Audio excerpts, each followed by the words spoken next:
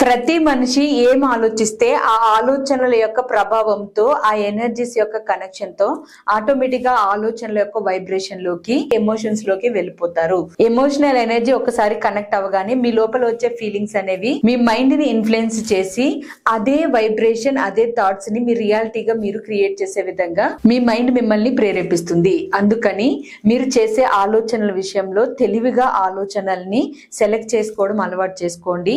మీరు బారింగ్స్ గురించి ఎక్కువగా మాట్లాడుతుంటే వాటి నుంచి మీరు షిఫ్ట్ చేయండి మీ ఎనర్జీస్ ని. సేవింగ్స్ గురించి, ఇన్వెస్ట్మెంట్స్ గురించి ఎక్కువగా మీరు ఏ థాట్స్ చేస్తే అదే వైబ్రేషన్ మీ లైఫ్ ని ఇన్ఫ్లుయెన్స్ చేసి మీ లైఫ్ క్రియేట్ అవుతుంది. కాబట్టి మీరు ఎక్కువ ఏ వైబ్రేషన్ లో ఉంటున్నారో గమనించుకుని మీ ఆలోచనల్ని వైజ్లీ ఎంచుకోండి, అంటే తెలివిగా ఎంచుకోండి.